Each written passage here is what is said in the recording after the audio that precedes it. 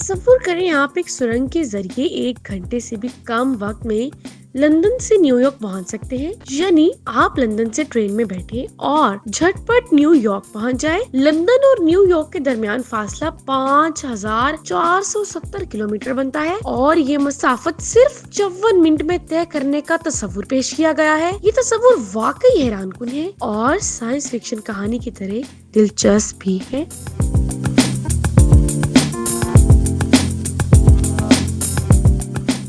اس کی تعمیر پر 1 نہیں، 2 نہیں، 3 نہیں، 10 نہیں، 15 نہیں بلکہ پورے $19 ٹریلین کا تخمینہ لگایا گیا ہے. $19 ٹریلین برطانوی کرنسی میں 15 ٹریلین پاؤنڈ بنتے ہیں، یعنی برطانیہ کی گھریلو پیداوار سے 5 گنا زیادہ.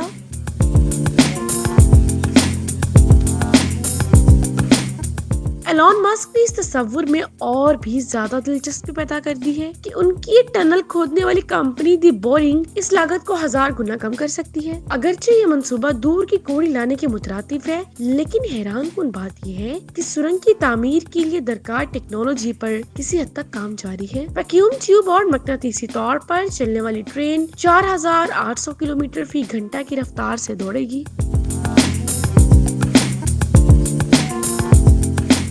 برطانوی جریدے ڈیلی میل آن لائن کے مطابق اگرچہ یہ تصور فیوچرسٹک ہے، لیکن برطانیہ اور امریکہ کو ملانے والی سرنگ کی تجویز پہلی بار 1895 میں سائی فائی کے مصنف جولس ورن کے بیٹے مچل ورن کی کہانی میں سامنے آئی تھی، جس کا عنوان ان ایکسپریس دی آئیونیئر تھا. 1913 میں جرمن مصنف برنہارڈ کیلرمین نے ناول دی ٹنل لکھا. ناول نے 1935 میں انگریزی زبان کی فلم ٹرانسلانٹک ٹنل کی بنیاد رکھی.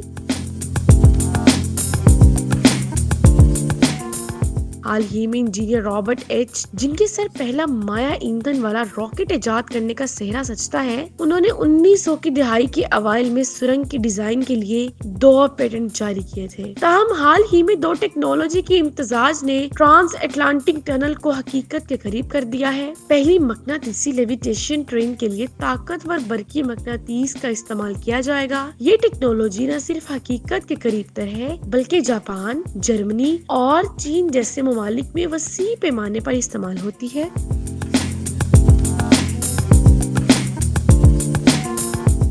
ایلون مسک جدت پسند انسان ہے. انہوں نے اس سے پہلے بھی دلیل دی تھی کہ سان فرانسسکو اور لاس اینجلس کے درمیان ہائپر لوپ سرنگ بنائی جا سکتی ہے. 2019 میں ایلون مسک کے اسپیس ایکس کے زیر اہتمام مقابلے کے نتیجے میں چھوٹے پیمانے پر ہائپر لوپ پروٹوٹائپ کی تخلیق ہوئی. 463 کلومیٹر فی گھنٹہ کی رفتار کی صلاحیت رکھتی ہے. گزشتہ برس چین نے 2 کلومیٹر کم ویکیوم ٹریک پر اپنی ٹی فلائٹ ٹرین کا ٹیسٹ کیا، جس کی رفتار 622 کلومیٹر فی گھنٹہ تھی، اور اس ٹیکنالوجی کا استعمال مسافروں کو لندن سے نیو یارک تک ویکیوم ٹنل میں لے جانے کے لیے کیا جا سکتا ہے. لیکن یہاں یہ بات یاد رکھنی چاہیے کہ اگر ٹرین مطلوبہ رفتار سے چلے گی تو سب سے بڑی رکاوٹ سرنگ کی تعمیر ہوگی. نیو یارک سے لندن تک کا راستہ چینل ٹنل کو نقصان پہنچائے گا، جو برطانیہ اور فرانس کو ملاتا ہے. اس 23.5 میل لمبی سرنگ پر 4.65 بلین پاؤنڈ کی لاگت آئی تھی اور اس سے مکمل ہونے میں 6 سال لگے تھے. پہلے اسپین اور مراکش کو ملانے والی زیر سمندر سرنگ غیر متوقع ارضیاتی چیلنجز کی وجہ سے تاخیر کا شکار ہے. اس منصوبے کو 2030 سے پہلے مکمل کرنے کی منصوبہ بندی کی گئی تھی، لیکن اب اس کا امکان نظر نہیں آ رہا. اسی طرح ٹرانس اٹلانٹک ٹنل کو اور بھی مشکل ارضیاتی حالات کا سامنا کرنا پڑ سکتا ہے، جو اس کی تعمیر کے آگے سب سے